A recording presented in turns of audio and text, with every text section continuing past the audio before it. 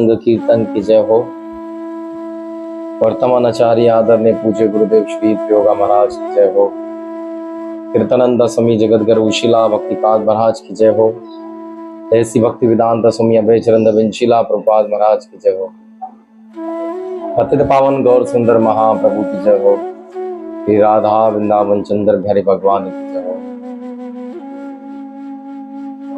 श्री राधे कृष्ण भगवान की जय हो। श्रीमद् भागवतम महाप्राण की जय हो। आज के महाउत्सव जन्माष्टमी की जय हो। श्री गदर गोपाल लड्डू गोपाल की जय हो।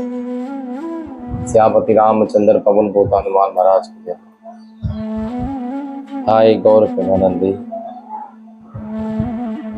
ओम अज्ञानत्रिमानदस्य ज्ञानाञ्जनां शिलाकया चक्षुरुन्मीलितं तस्मै श्री गुरुवे नमः।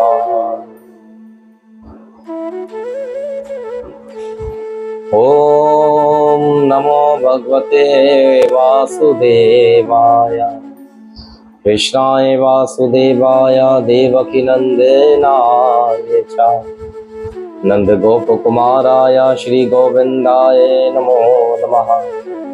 हे कृष्णा करुणा सिंधु दीनबंधु जगत्पते गोपेश्वर गोपीका कांतम श्री राधा कांतम नमस्ते। तप्त कांचनम गौरांगे राधे वृंदावनेश्वरे ऋषभानो सुते देवी श्री प्रणमामि हरि प्रिया। श्री चैतन्य मनोभीष्टं स्थापितामिन भूतले स्वयं रूपं गदामयं ददान्ति सोमृदान्तिकं। जय श्री कृष्ण चैतन्य प्रभु नित्यानंदा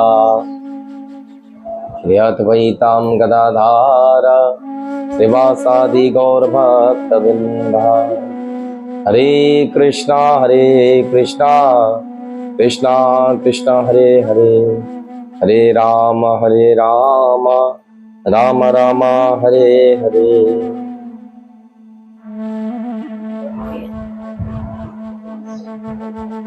नारायण नमस्कृतं नरं चैव नरोत्तमं देवी सरस्वती व्यासं ततो जयमुदीरयेत्। आजातुलम्बभुजो किनकावतारतो संकीर्तने कपितारो कमलायताष्टको।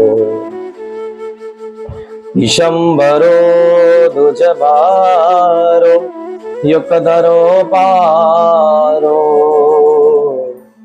वंदे जगत प्रियकारो करुणावतारो। वंदे आनंदे अवभूतमैश्वर्यं श्री चैतन्य महाप्रभु निभजिति अभीति प्रसादे भक्ति शास्त्रे प्रियायते। जय जय श्री चैतन्य निताय जय नित्यानंद जय अद्वैत चंद्र जय गौर भक्तवृंद। श्री चैतन्य प्रसादने तत्स्वरूपस्य विनिहेशार्यर्णं बालो यात पीतृततात् शास्त्रं दृष्टतात्मा वृषलीलायसम्।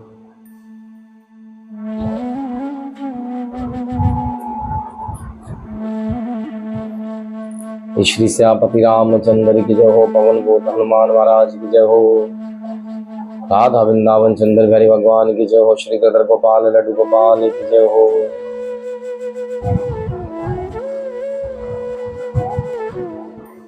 लोकाभिराम रणरंग देव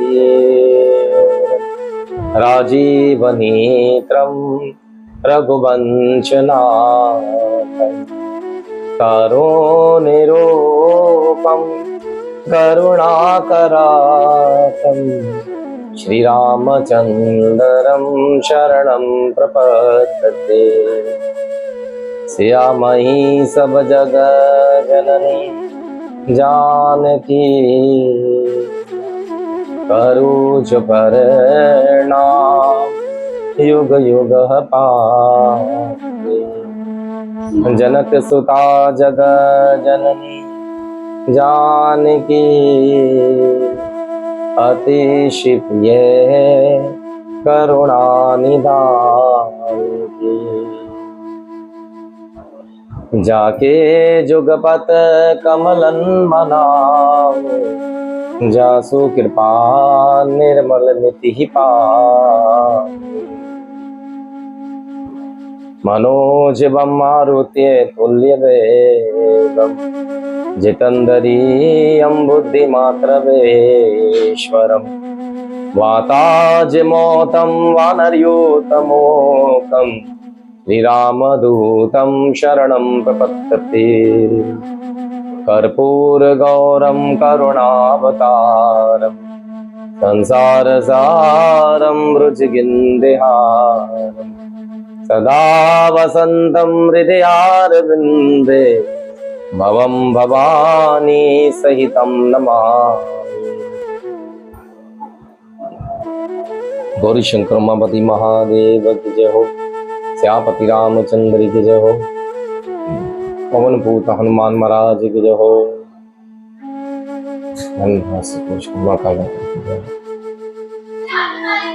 श्रीमद् भागवत महाप्राण की जय हो। आज के महाउत्सव जन्माष्टमी की जय हो। राधा वृंदावन चंद्र बिहारी भगवान की जय। गिरधर गोपाल लड्डू गोपाल की जय। पतित पावन गौर सुंदर महाप्रभु की जय। आदरणीय पूज्य गुरुदेव श्री त्रियोगा महाराज की जय हो। कीर्तनंदा स्वामी जगत गुरु शिला भक्तिपाद की जय हो। ऐसी भक्ति वेदांत स्वामी अभय चरण शिला प्रभुपाद महाराज की जय हो। पतित पावन गौर सुंदर महाप्रभु की जय। हरे कृष्णा। आज बड़ा ही पावन दिवस है जिसे हम कृष्ण जन्माष्टमी का पावन ये दिवस आया है।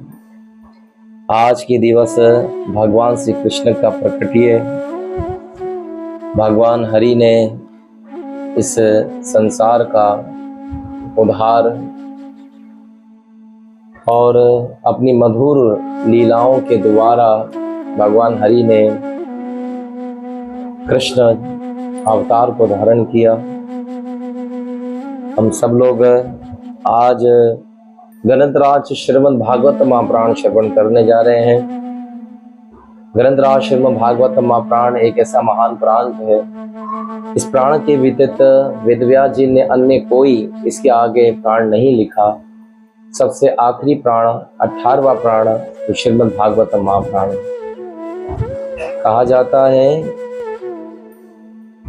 ग्रंथराज श्रीमद् भागवत महाप्राण हम सबको ये बतलाता है कि भगवान श्री कृष्ण ने क्या किया। श्रीमद् भागवत गीता हमें ये सिखाती है कि हमें क्या करना चाहिए। भागवतम अर्थात श्री कृष्ण का वानमय मूर्ति है। श्री कृष्ण इस भागवत महाप्राण में अपने छवि प्रकट करते हैं, अर्थात इस भागवतम को हम जब श्रवण करते हैं तो साक्षात श्री कृष्ण के निकट होते हैं। आज हम सब लोग सर्वप्रथम गुरु महाराज की कृपा मात्र से कथा को श्रवण कर पा रहे हैं और ऐसे महान उत्सव में हम सब लोग आज भाग ले पा रहे हैं। कथा के माध्यम से हम सब लोग श्रवण करेंगे आज, और इसी के पश्चात भगवान श्री कृष्ण का किस प्रकार से इस संसार में आना हुआ ये भी श्रवण करेंगे। किस प्रकार भगवान श्री कृष्ण ने देवताओं की प्रार्थना सुनकर भगवान ने अपने कृष्ण अवतार लेने का निर्णय किया। सर्वप्रथम मैं सब लोग जो कोई भी यहाँ कथा को श्रवण कर रहे हैं, उन सारे वैष्णवों के श्री चरणों में मेरा हार्दिक कोटि कोटि नमन है। आप सब लोगों ने अपना कीमती समय दिया और कथा के माध्यम से जुड़ने के लिए यहाँ उपस्थित हुए हैं। तो आप सब लोग एक महान वैष्णव है और एक महान वैष्णव ही भगवान की कथा में अपना भाव प्रकट करता है। तो आप लोगों को ने आज अपना भाव प्रकट कर हम सब लोग यहाँ उपस्थित कथा के माध्यम से भगवान की उस लीला में जाएंगे जहाँ 5,500 साल पहले भगवान श्री कृष्ण ने द्वापर युग में अवतार लिया। हम सब लोग भी आज कथा के माध्यम से ग्रंथराज श्रीमद् भागवतम के माध्यम से हम वहां तक चलते हैं। सर्वप्रथम ग्रंथराज श्रीमद् भागवतम की महिमा कुछ ऐसी है। भागवतम महाप्राण अपने आप में एक फल है, एक ऐसा फल है कि भागवत को कोई व्यक्ति श्रवण करता है तो उस व्यक्ति के अगर पूर्वजों के अंदर कोई नरक भोग रहा हो, कोई प्रेत योनि में भी हो, तो ग्रंथराज श्रीमद् भागवतम महाप्राण श्रवण करने से उनकी पूर्वजों की मुक्ति हो जाती है। ग्रंथराज श्रीमद् भागवतम महाप्राण श्रवण करने मात्र से जिस किसी व्यक्ति के घर पर संतान नहीं होती है, ऐसे प्राणियों के घर पर संतान और पुत्र की प्राप्ति भी ग्रंथराज भागवतम महाप्राण करवा देते। कैंसर जैसे रोग अगर किसी व्यक्ति को हो जाए तो ऐसे रोगों से भी ग्रंथराज श्रीमद् भागवतम महाप्राण पे कृपा करते हैं, उनके रोगों का उपचार होता है। ग्रंथराज श्रीमद् भागवतम महाप्राण इतना पवित्र प्राण है कि अगर कोई व्यक्ति इसे श्रवण कर लेता है, तो अगर वो कहता है कि जी मेरे घर पर या मुझ पर कोई भूत बाधा है, भूत प्रेतों की बाधा है, तो ग्रंथराज श्रीमद् भागवतम महाप्राण को श्रवण करने मात्र से उनकी भूत बाधाएं भी नष्ट हो जाती है। तो कह सकता है जी जादू टोना हमारे घर पे किया या मुझ पर किसी ने जादू टोना कर दिया है, तो ग्रंथराज श्रीमद् भागवतम को श्रवण करने मात्र से वे सारे परेशानियां खत्म हो जाती है। ग्रंथराज श्रीमद् भागवतम महाप्राण धन ऐश्वर्य की प्राप्ति करवाता है। ग्रंथराज श्रीमद् भागवतम महाप्राण अपने आप वेदों का पका हुआ फल है, क्योंकि वेद एक आम का वृक्ष है और उस वृक्ष के अंदर जो फल लगा है वे फल क्या है?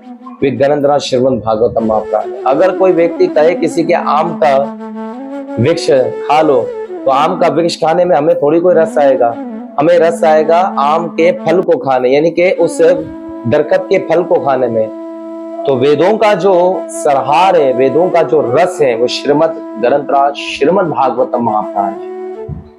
तो आज हम सब लोग वैसे तो रोजाना चैतन्य चरितामृत श्रवण करते हैं और श्रावण मास की कथा भी श्रवण करते थे, लेकिन आज ग्रंथराज श्रीमद् भागवतम महाप्राण हम श्रवण कर रहे हैं क्योंकि हम अपनी सुबह जो होती है भगवान की सारी सेवा करने के पश्चात ग्रंथराज श्रीमद् भागवतम महाप्राण ही हम श्रवण करते हैं, क्योंकि भागवत हमें भक्ति में आगे बढ़ने का एक सहारा देती है। भगवान से प्रेम करने में भगवान की लीलाएं, भगवान के भक्तों की लीलाएं बहुत अच्छी अच्छी लीलाएं भागवतम महाप्राण में। आज हम यही लीलाओं को आगे लेते हुए दशम स्कंद में चलते हैं। दशम स्कंद भगवान का मुखार विंद बताया जाता है और ये दशम स्कंद भगवान के आविर्भाव का चर्चा करता है।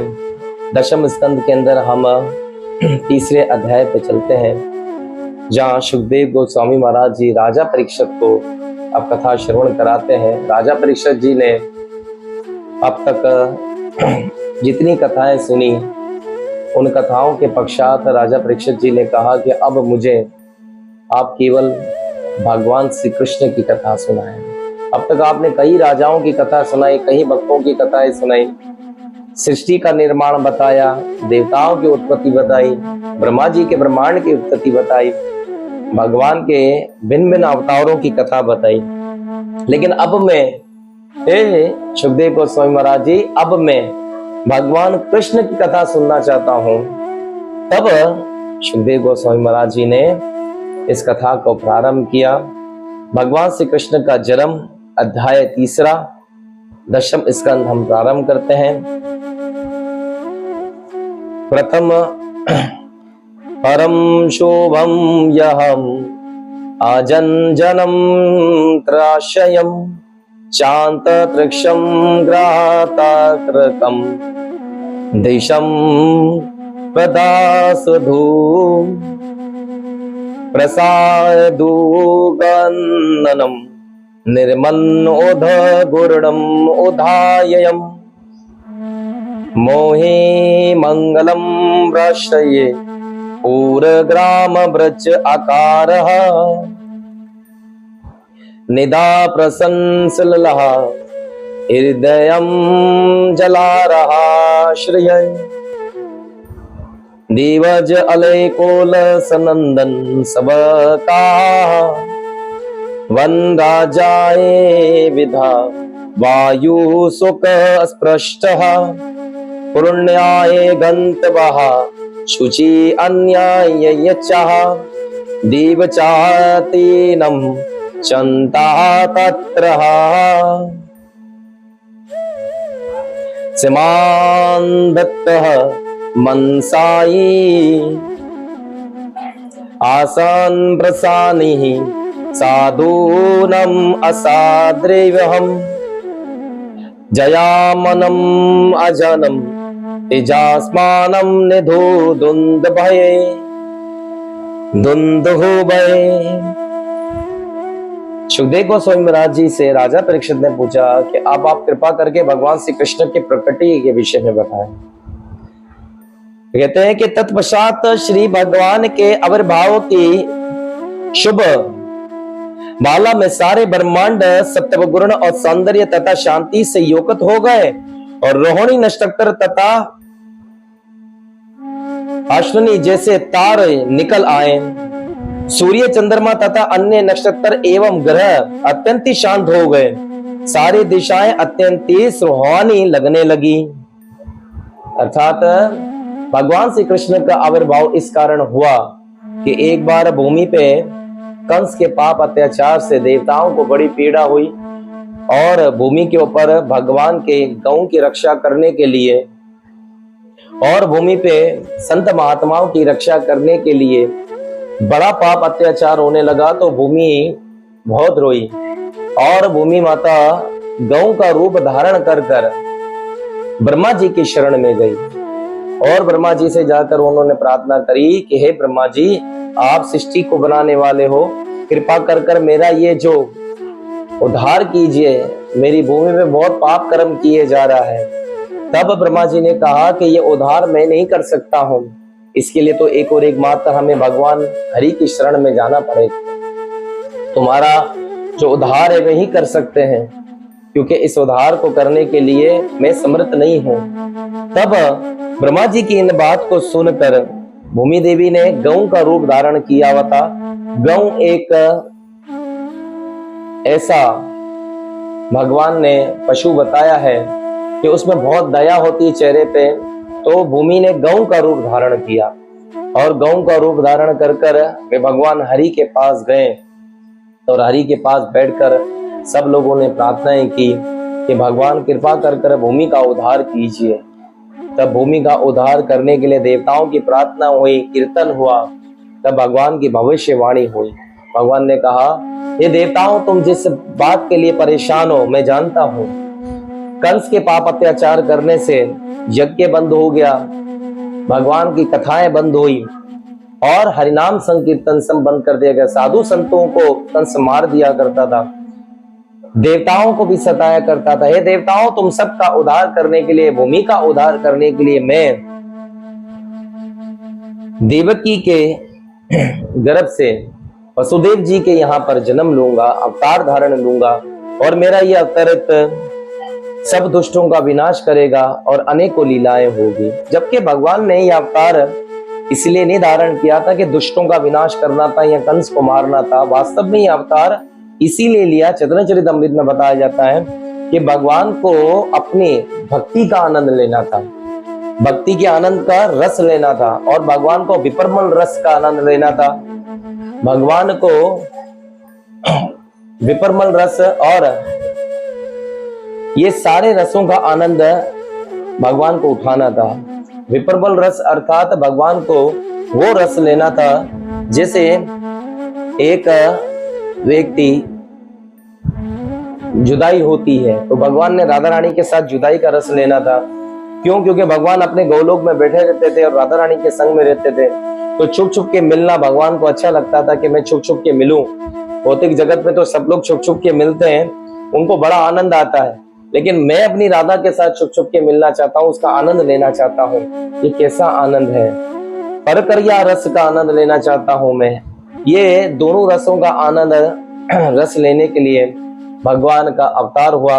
तब भगवान ने राधा रानी से कहा कि तुम मेरे साथ भूमि पे चलो, मैं एक अपने परकरिया रस और विपरमल रस का आनंद लेना चाहता हूँ। राधा रानी ने मना किया कि प्रभु मैं तो यहीं ठीक हूँ, मुझे वहां मृत्यु लोक में नहीं जाना है, भूमि पे नहीं जाना है। भगवान ने कहा राधे तुम्हें भूमि में मेरे साथ चलकर लीलाएं करनी है। राधा रानी ने मना किया कि बोले नहीं, मैं वहां नहीं जाऊंगी जहाँ यमुना नहीं है, मैं वहां नहीं जाऊंगी जहां पर गिरी गोवर्धन पर्वत नहीं है, मैं ऐसे स्थानों में नहीं जाना चाहूंगी जहां पर मेरा गोकुल ये गौलोक नहीं है। भगवान ने कहा कि अगर मैं इन सब की व्यवस्था अगर भूमि पे कर दूं तो तुम चलोगी? तो राधा रानी ने कहा ठीक है। कथा तो बहुत बड़ी, मैं आपको संक्षिप्त में बता रहा हूँ। तब भगवान श्री कृष्ण ने इस सब की व्यवस्था करी। गौलोक का जो भगवान का धाम है, उस गौलोक को भगवान ने एज इट इज गोकुल का वृंदावन बनाया। यानी कि वृंदावन जो है, ये बहुत भाग्यशाली लोग हैं जो वृंदावन जाते हैं, क्योंकि वृंदावन कैसा है? गौलोक जैसा धाम, भगवान का जो गौलोक धाम है वैसा ही एज इट इज भगवान ने इस धरती पे वृंदावन धाम बनाया, जिसमें गोकुल धाम बनाया, जिसमें बरसाना बनाया। ये सब क्या है? भगवान ने अपना एज इट इज धाम उतारा। फिर यमुना माता को भी भगवान इस धरती पे लेकर आए। फिर भगवान ने अपने हृदय से प्रकट किसको किया? गिरी गोवर्धन, श्री गोवर्धन पर्वत को। तो गोवर्धन पर्वत भी भगवान इसी प्रकार से लेकर आए। ये बहुत बड़ी कथा है, मैंने अक्सर आप लोगों को ये कथाएं सुनाई है कि किस प्रकार से गोवर्धन पर्वत भूमि पे आए। ये सब ब्रह्म वैवर्त पुराण में लिखा है। ये बहुत अच्छी कथा है, ये सब अलग अलग प्रकार से आती है, तो हम सब लोग थोड़ा संक्षिप्त में चलेंगे। तो भगवान ने इस प्रकार से राधा रानी को राजी कर कर भूमि में आने के लिए ये सब प्लान किया था कि मुझे अपनी लीलाओं का आनंद लेना है। तो भगवान को दुष्टों का क्या विनाश करना था? भगवान को अपनी एक पलक झपकाए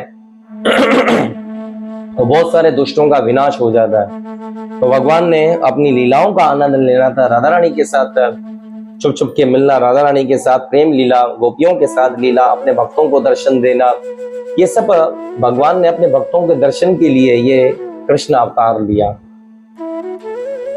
कहा जाता है कि जब सारे देवता लोग मिलकर गए, भूमि देवी गई, भगवान ने कहा कि मैं वसुदेव जी के यहाँ अवतर लूंगा और देवकी के गर्भ से, हृदय गर्भ से मैं प्रकट होऊंगा। इसके पश्चात तुम सब लोग भी एक एक कर कर गोकुल में चले जाओ और ग्वालों के यहाँ पर अपना अपना जन्म ले लो, अपना अपना अवतार धारण करो। ये सब लोग एक एक कर कर वहां चले गए। अब ब्रह्मा जी और इंद्र वहीं थे, बाकी सब देवता लोग गोकुल में गए और ग्वालों के यहाँ पर प्रत्येक देवता ने अपना एक अवतार लिया। इस प्रकार भगवान का आविर्भाव होने का जब समय आया, तो भगवान के आविर्भाव के समय पर बताया जाता है कि पहले तो हम चलते हैं भगवान के कुल को, कि भगवान का यादव कुल किस प्रकार से प्रकट हुआ, किस प्रकार से भगवान के कुल में कौन कौन से राजा हुए, ये सब भगवान के कुल के नाम हम जानते हैं। सर्वप्रथम ब्रह्मा जी के एक पुत्र हुए, उनका नाम था अत्रि। अत्रि के एक पुत्र हुए चंद्र। अत्रि जी के 3 पुत्र हुए थे, एक है चंद्र जी, तो ब्रह्मा जी के आशीर्वाद से हुए, दुर्वासा शिव जी के आशीर्वाद से हुए थे, और भगवान दत्तात्रेय भगवान विष्णु के आशीर्वाद से हुए। अत्रि के एक पुत्र हुए चंद्र, जिसे चंद्रमा कहते हैं।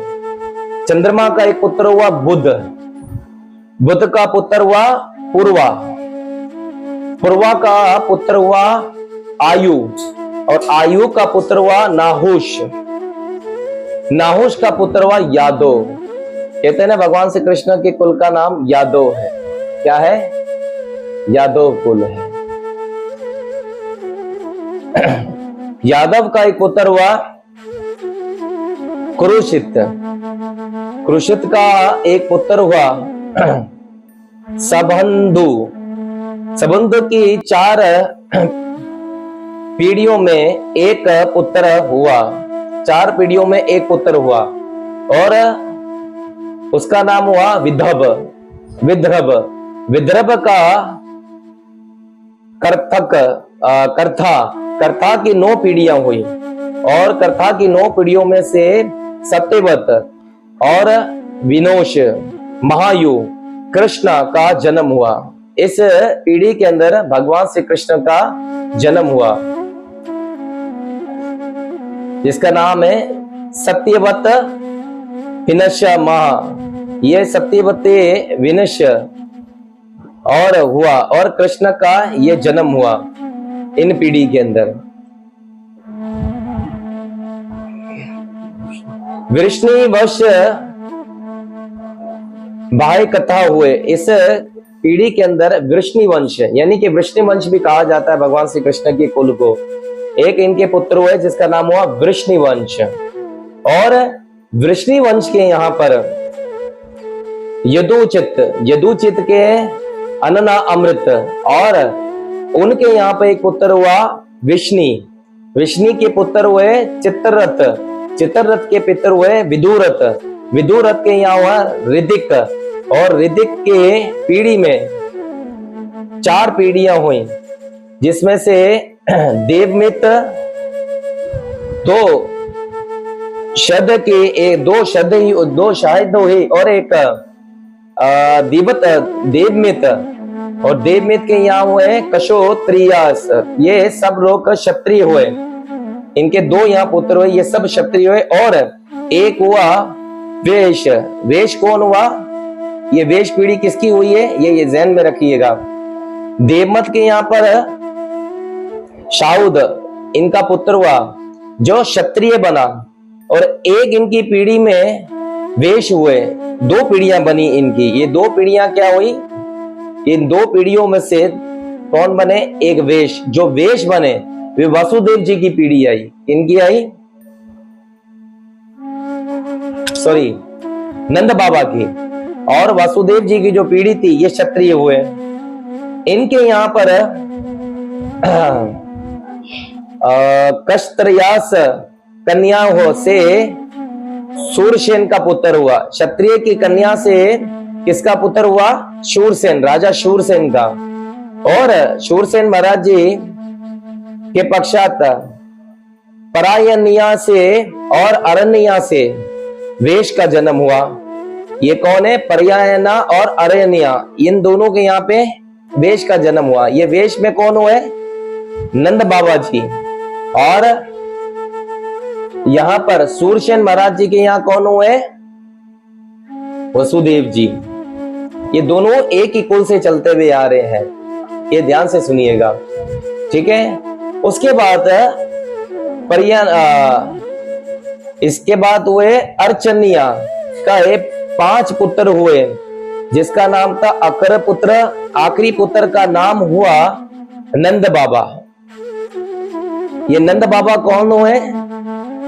मैंने अभी आपको बताया ना, नंद बाबा जी ये देवमंड की जो देवमंड राजा देवमंड हुए, उनकी 2 पीढ़ियां निकली। उन 2 पीढ़ियों में से एक वैश्य बने जो नंद बाबा के कुल में आए, और एक क्षत्रिय बने जो शूरसेन महाराज जी के कुल में आए। तो इस प्रकार से जो शूरसेन महाराज जी के पुत्र हुए वो हुए वसुदेव जी, और वसुदेव जी के यहाँ पर भगवान श्री कृष्ण का आविर्भाव। ठीक है, समझ में आ रहा है आप सब लोगों को? हरे कृष्णा, समझ में आया? तो ये भगवान का पूरा कुल है जो मैंने आज आप लोगों को विस्तार में बताया है। इन एक एक राजाओं की बहुत सारी लीला है, हम सब लोग इन लीलाओं को श्रवण करेंगे एक एक कर कर। हरे कृष्णा कृष्णा कृष्णा हरे हरे, हरे राम राम राम हरे हरे, हरे कृष्णा कृष्णा कृष्णा हरे हरे, हरे राम राम राम हरे हरे, हरे कृष्णा कृष्णा कृष्णा हरे हरे, हरे राम राम राम हरे हरे। स्टॉप। इस प्रकार से भगवान के हमने कुल के सारे जितना कुल है भगवान श्री कृष्ण का वे सब बताया। जैसे रामचंद्र जी का कुल है, ऐसे भगवान श्री कृष्ण के कुल में देववंत नाम के जो राजा हुए, इनकी पीढ़ियों में 2 पीढ़ियां हुई, जिसमें से एक वैश्य बने और एक क्षत्रिय बने। क्षत्रिय के अंदर शिवसेन महाराज जी हुए, वैश्य के अंदर नंद बाबा जी हुए। तो नंद बाबा जी के यहाँ पर भगवान कृष्ण ने अपनी बाल लीला की। भगवान का आविर्भाव किनके यहाँ हुआ? वसुदेव जी के यहाँ हुआ। तो ये दोनों एक ही कुल थे, इसीलिए ये सब वहां पर उपस्थित हुए। अब हम आगे चलते हैं। देवताओं की प्रार्थना करने के पश्चात भगवान श्री कृष्ण का आविर्भाव हुआ और भगवान श्री कृष्ण का आविर्भाव चंद्रमा तथा अन्य नक्षत्र एवं ग्रह अत्यंत ही शांत हो गए। जब भगवान का आविर्भाव होने लगा तो चंद्रमा भी शांत हो गए। अन्य ग्रह, ये अन्य ग्रह क्या है? देखें, भगवान श्री कृष्ण का आविर्भाव, अन्य ग्रह जैसे किसी की राशि आती है तो उस राशि में कहीं ना कहीं कोई ना कोई ग्रह लगा हुआ होता है। लेकिन भगवान श्री कृष्ण का जब आविर्भाव होने लगा तो सारे ग्रह शांत हो गए और सारी दिशाएं शांत हो गई। जब भगवान श्री कृष्ण का आविर्भाव होने लगा तो भगवान श्री कृष्ण का आविर्भाव किस प्रकार से हुआ? ये सारी दिशाएं अत्यंत ही सुहानी लगने लगी और मन भावन नक्षत्र निभन आकाश में टिमटिमाने लगे। आकाश में नक्षत्र टिमटिमाने लगे, टिम वर्षा और मीठी मीठी वायु चलने लगी और सुगंध भरी वायु होने लगी और नगरों और गिराम खानों तथा चारों ग्रहों से अनुकूत पृथ्वी सर्व मंगलमय प्रतीत होने लगी। अरे नदियां निर्मल जल से युक्त होकर प्रवाहित होने लगी, जबकि नदियों का जल सूखने लग गया था कंस के पाप अत्याचार से। जब भगवान का आविर्भाव होने लगा तो फूल भी खिलने लगे, नदियां भी बहने लगी और आकाश बहुत सुंदर लगने लगा। आकाश में तारे झिलमिलाने लगे और सरोवर तथा विशाल जलशाये कमलों और कुमंडलियां से परिपूर्ण होने लगी। जलशाओं में कमल खिलने लगे क्योंकि भगवान का आविर्भाव होने लगा। कंस के पाप अत्याचार से कमल वगैरह सब तहस नहस हो गए थे। अब अत्याधिक सुंदर लगने लगे। तब फूलों की पत्तियों से पूर्ण एवं देखने में सुहाने लगने लगे वाले वृक्षों और हरे पौधे के कलियां जैसे पक्षी तथा भंवरे कुंडन और देवता के लिए मधुर धीविनी और गुनगुनान करने लगी। निर्मल मंद वायु और बहने लगी और जिसका अस्पृश्य सकत तथा और जो फल की गंध से युक्त थे, वे जब कर्म कांड में लगे ब्राह्मणों ने विदित नियम अनुसार अग्नि प्रज्वलित की तो अग्नि वायु से अविचलित रहती थी हुई और स्थित भाव से जलने लगी। और जब कर्म कांड करने के लिए ऋषियों ने हवन यज्ञ करना शुरू किया, क्या किया? हवन यज्ञ करने शुरू कर दिए क्योंकि भगवान का आविर्भाव होने लगा। नहीं तो इसी हवन यज्ञ को बुझा दिया गया था कंस के पाप अत्याचार में। ये बहुत पाप अत्याचार हो रहा था उस वक्त। कहा जाता है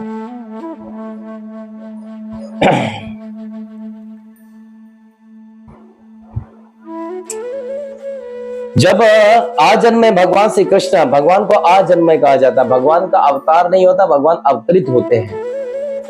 ठीक है ना? भगवान का अवतार नहीं है, भगवान अवतरित होते हैं। जैसे आज हमारे पीछे हमारे गोपाल जी बैठे हैं, आप सब लोग दर्शन कर रहे हैं। आज ये झूले में बैठे हुए हैं और आप सब लोगों को देख भी रहे हैं कि भाई कौन कौन मेरी कथा सुनता है। यह बताया गया।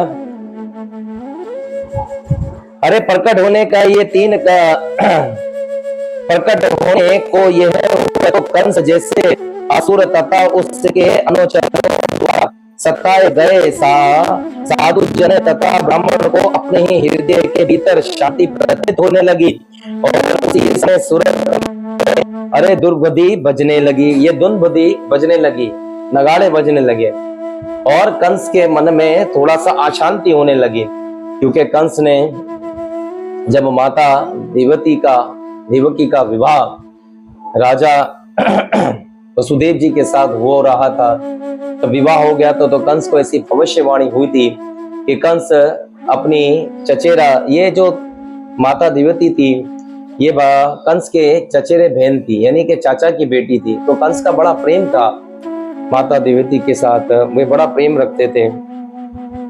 जब देवकी के प्रेम बहुत होता था तो इस प्रकार उन्होंने जब विवाह हुआ तो कंस के क्या करा कि माता देवकी को उन्होंने के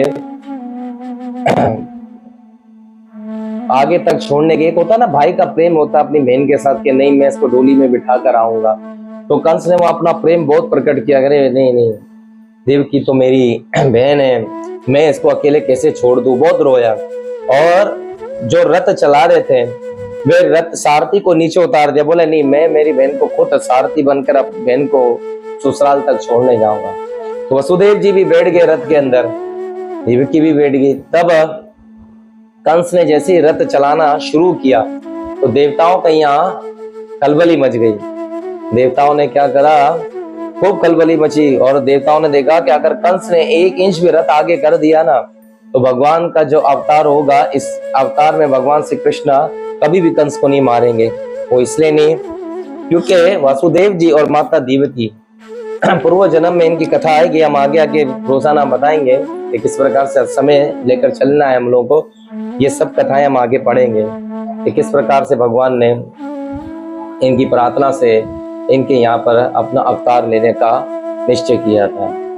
तो वसुदेव जी ने देखा कि अब कंस तो हमारा रथ चला रहा, लेकिन देवताओं से ये चीज बर्दाश्त नहीं हुई। देवताओं ने जाकर माता सरस्वती से कहा कि किसी प्रकार से भी कंस के यहाँ पे, जैसे रामचंद्र जी का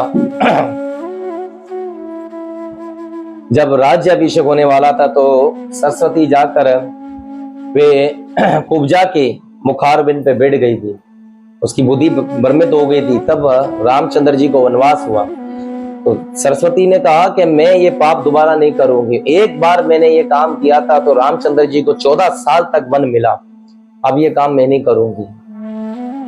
देवताओं लोग बहुत परेशान हुए। कंस ने अगर रथ चला दिया और वसुदेव और देवकी को 1 इंच भी रथ से आगे बढ़ा के ले गया तो भगवान श्री कृष्ण इसे नहीं मारेंगे। क्यों? क्योंकि कंस और देवकी ये दोनों भगवान श्री कृष्ण के भक्त है, और जो कोई व्यक्ति भगवान कृष्ण के भक्तों की पूजा सेवा करता है तो भगवान श्री कृष्ण उसे कभी नहीं मारते हैं, क्योंकि कृष्ण उसको तार देते हैं, क्योंकि इसने मेरे भक्त की सेवा की है। हमेशा भगवान के वैष्णव भक्तों की सेवा करना हमारा एक नियम होना चाहिए, प्रेम से भगवान श्री कृष्ण के भक्तों की सेवा करनी चाहिए। यहाँ पे देवताओं में खलबली मच गई। देवताओं ने बोला अरे हाहाकार मच जाएगा, भगवान इससे कंस को मारेंगे नहीं। तुरंत भविष्यवाणी हुई। वे भविष्यवाणी आज ही के दिन हुई और वे भविष्यवाणी ने आकर आकाश में कहा कि देखो कंस, जिस देवकी को तुम आगे लेकर जा रहे हो, इस वसुदेव जी का जो 8वां पुत्र होगा वही तेरी मृत्यु का कारण बनेगा। कंस बड़ा आश्चर्यजनक हुआ कि ये क्या हो गया। कंस ने अभी तक तो वो बड़े प्रेम और आंसू बहाता हुआ देवकी माता को छोड़ने जा रहा था, लेकिन कंस ने देखा अरे इसका पुत्र मेरी मृत्यु का कारण बनेगा। कंस ने घोड़ों की लगाम नीचे रख दी और तुरंत तलवार निकाली। क्यों? क्योंकि कंस को अपनी मृत्यु का भय होने लगा कि देवकी का जो 8वां गर्भ होगा वो मेरी मृत्यु का कारण बनेगा। कंस ने बोला मैं इसी को मार देता हूं, ना ये रहेगी ना इसका गर्भ रहेगा और ना ही इसके संतान हो पाएगी। तब कंस ने क्या करा, तुरंत देवकी के बालों को पकड़ा। माता देवकी के बालों को जैसे ही पकड़ने लगे तब वसुदेव जी आए। वसुदेव जी ने देखिए, वसुदेव जी ने वहां नीति बताई है। 4 नीति है हमारे यहाँ किसी को समझाने की। देखो 2 प्रवचन हुए हैं आज तक रथ के ऊपर। वे 2 प्रवचन कौन कौन से हुए? एक भगवान श्री कृष्ण ने किया प्रवचन अर्जुन को रथ पे, और भगवान श्री कृष्ण के पिता ने प्रवचन किया कंस को। ये दो प्रवचन रथ पे हुए, ये भी दोनों भी रथ पे ही थे। कंस को वसुदेव जी ने कहा, महाराज आप ये क्या कर रहे हो, एक अबला नारी को मार रहे, यद्यपि ये आपकी छोटी बहन है, आप फिर भी मार रहे हो, आपको ये शोभा नहीं देता आप जैसे बड़े राजा को ये सब करना। बोले नहीं वसुदेव, तुमको नहीं पता है, इसका जो 8वां गर्भ होगा वो मेरा विनाश करेगा। तब वासुदेव जी ने कहा कि मैं 4 नीतियां बताई गई, वे 4 नीतियां क्या बताएगी कि देखो, साम दाम दंड और वेद। साम नीति क्या है? प्रेम से समझा लेना, ठीक है। दाम क्या है? किसी को थोड़ा सा धनराशि देके उसको प्रेम से समझा, बेटा ऐसा काम नहीं करना आप, या भाई थोड़ा सा मसला खत्म करो, आपको जो नुकसान हो हम दे देंगे, दाम, ठीक है। उसके बाद आती भेद। भेद क्या है? कारण बताना। क्या कारण बताना? ये देखिए भाई, अगर आपने ऐसा गलत काम किया, ऐसे क्रोध में आके आपने कोई अपराध कर दिया, तो इसके पीछे आपको बहुत बड़ा अपराध हो जाएगा। उसका भेद बताना, ऐसा मत करो, आपको इसका ये नुकसान होगा, आपको इसका ये नुकसान हो। ये भेद नीति है। किसी को समझाने के लिए हमें नीतियां अपनानी चाहिए कि देखो भाई, आप क्रोध में इतने गुस्से मत करो, अगर आपसे ये अपराध हो गया तो आपको ये नुकसान हो जाएगा, आपके साथ ये क्या भेद है। अब आखिरी क्या नीति बचती है? जब ये तीनों नीतियां नहीं समझ पाए कोई व्यक्ति, तो अंत में क्या होता है? दंड। फिर डंडा उड़ा लेना चाहिए, डंडे के जरिए समझा देना चाहिए कि भाई आपको प्रेम की भाषा नहीं समझता है, तुझे दाम भी दे दिया नहीं समझ रहा है, तुझे भेद भी बता दिया नहीं समझ रहा है, अब तुझे डंडे के मार्ग पे समझाना पड़ेगा। तो वासुदेव जी ने क्या सोचा, मैं डंडे के मार्ग पे, यानी कि दंड तो दे नहीं सकता क्योंकि कंस मुझसे ज्यादा बलवान है, ठीक है, और दाम भी नहीं दे सकता क्योंकि कंस के बाद धनेश्वर्य बहुत था। फिर कौन सी नीति बची? भेद और साम नीति। वसुदेव जी ने भेद बताया और शाम तरीके यानी कि प्रेम से शांत होकर उसे समझाया, कंस आप ऐसा कार्य मत करें, आप जैसे राजा महाराजा को ये शोभा नहीं देता है, आप जैसे बलवान को ये शोभा नहीं देता है, आप एक अबला का आप मारने जा रहे हो। देखो यहाँ पे एक बात सोचने की है, ये सारी बातें कहां हो रही है? अब तक ये राजा देवक के घर के पास ही ये काम हो रहा है। देवकी माता के पिता राजा देवक, उनके घर के पास ये काम हो रहा है, लेकिन राजा देवक खड़े हैं, वो कंस को जाके नहीं समझा रहे हैं। कारण क्या है?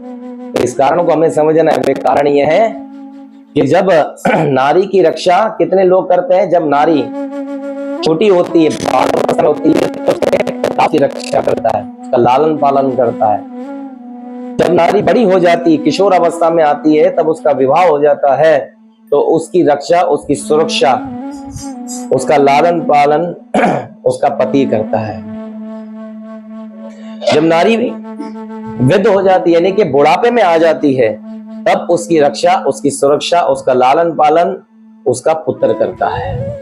तो 3 लोग नारी की सुरक्षा, उसका लालन पालन करते हैं। ये बात हमेशा याद रखना, क्योंकि जब वह बूढ़ी हो जाती है तो उसकी संतान, उसके बेटों का कर्तव्य बनता अपनी माता का ख्याल रखना।